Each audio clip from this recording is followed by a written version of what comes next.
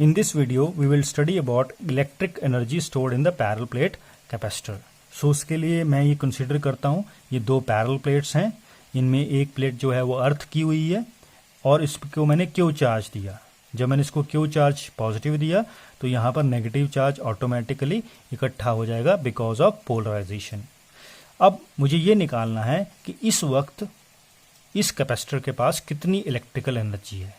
तो उसके निकालने के लिए तो सबसे पहले मैं ये मान लेता हूं कि at any instant the charge on this plate is Q और इसके बीच में जो पोटेंशियल डेवलप हुआ दैट इज कैपिटल वी। ठीक है, अब मेरे को निकालना है कि इसमें एनर्जी कितनी स्टोर हुई।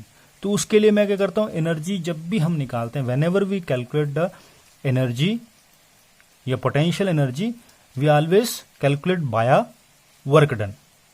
तो यहां पर भी हम क्या करेंगे, वर्क डन निकालेंगे। सो वर्क डन निकालने के लिए मैं क्या करता हूं, मैं मान लेता हूं यहां से मैंने डी क्यू चार्ज जो है यहां से positive D Q charge negative plate से लेकर के मुझे इधर ले जाना है।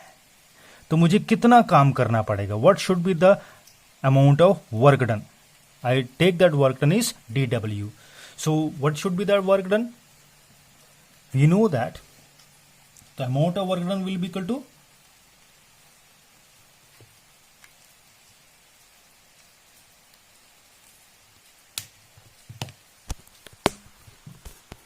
So when I bringing this dq charge from this plate to this plate, from negative plate to this plate, then what should be the small amount of work? So what I want to do is dw कौन सा work है, dw it is a work done in moving a charge from negative plate to positive plate। यानी कि अगर D को charge को negative plate से positive plate की तरफ ले जाएं तो उसमें जो वर्क डन है उसको मान लिया मैंने डी डब्ल्यू है।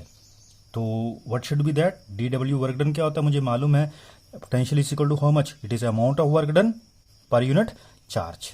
तो यहां से डब्ल्यू कितना आएगा, V into Q, W is equal to Q into V. Since यहां पर चार्ज कितना है, डी क्यू है, तो ये वर्क डन भी क्या होगा, D W. So what we get here is V into dq. So this is your amount of work done in moving a charge from negative plate to the positive plate. Now I want to put the value of this electric potential. ये potential कितना develop हुआ? So we know that potential is equal to what? Charge per unit capacitance. Whatever the capacitance is of the capacitor. Now put the value and solve it. Since here charge is Q, so it is changed into Q. So V is equal to Q divided by C. For this particular case. Now we put the value. So dw is equal to what? Q divided by C into dq. So this is your small amount of work done. But I want to calculate total work done. कि पहले मान लिया दोनों capacitors में इस plates में zero charge था, फिर मैंने डी क्यू चार्ज यहां से लेकर के इसमें ले आया, फिर दोबारा से ये प्रोसेस करता रहा। कुछ टाइम के बाद मान लिया इस प्लेट में कितना चार्ज इकट्ठा हो गया, क्यू चार्ज इकट्ठा हो गया। So what is that total amount of work done.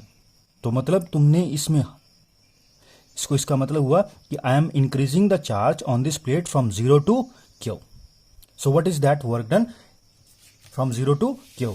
So let us see here ना total work done.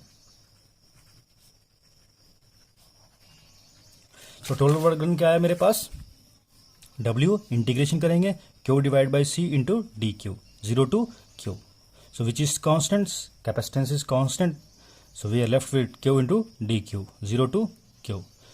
So here we know the integration of x raised to power n into dx, that is x raised to power n plus 1 divided by n plus 1. So it is power is 1, so it becomes n plus 1 2 divided by n plus 1, that is also 2. So if you integrate it, the work done becomes 1 by 2 Q square by C. Since I am assuming that while moving the Q charge, if you see this diagram, while moving the charge dq from negative plate to the positive plate, the transfer to the other form of energy is negligible, or we are moving this dq charge from negative plate to the positive plate in such a way that it is acceleration is 0, its velocity is 0. So what we get now, so total this work done is stored in the form of electrical energy. There is another way of representing this electrical energy is also there. So we know that Q is equal to CV. if we put the value of Q equal to CV in this equation, so it is 1 by 2 C square V square divided by C, and we get this much half CV square. So in other way also, we know that the value of CV is equal to Q. So what becomes? So we have 1 by 2 half Q square by C equal to 1 by CV square, and third one is this CV is Q, this CV is Q, and Q into 1 V is left, so this V. So this is your electrical energy, and we are representing in the three forms, that is in term of QC, CV and QV.